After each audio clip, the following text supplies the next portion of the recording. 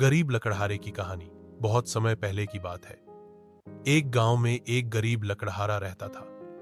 वह रोज सुबह अपने पुराने कुल्हाड़ी को कंधे पर रखकर पास के जंगल में जाता और पेड़ों की लकड़ियां काटता, फिर उन्हें बाजार में बेचकर अपनी रोजी रोटी कमाता था।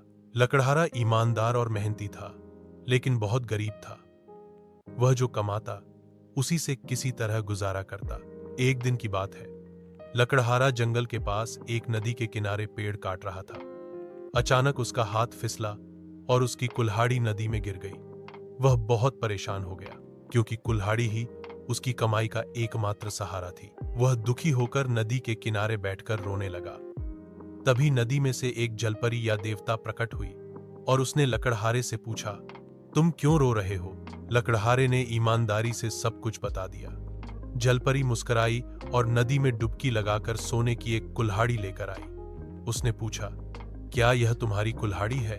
लकड़हारे ने कहा, नहीं, यह मेरी कुल्हाड़ी नहीं है। फिर जलपरी चांदी की कुल्हाड़ी लाई और फिर पूछा, क्या यह तुम्हारी है? लकड़हारे ने फिर कहा, नहीं, यह भी मेरी नहीं है। आखिर में जलपरी लोहे की वही पुरानी कुल्हाड़ी लेकर आई और पूछा, क्या यह तुम्हारी कुल्हाड़ी है? लकड़हारे ने खुशी से कहा, हाँ, यही मेरी कुल्हाड़ी है। जलपरी उसकी ईमानदारी से बहुत खुश हुई और उसने उसे तीनों कुल्हाड़ियां सोने की, चांदी की और लोहे की दे दी। लकड़हारा बहुत खुश हुआ और उसने भगवान का धन्यवाद किया। वह अब पहले से कहीं बेहतर जीवन जीने लगा।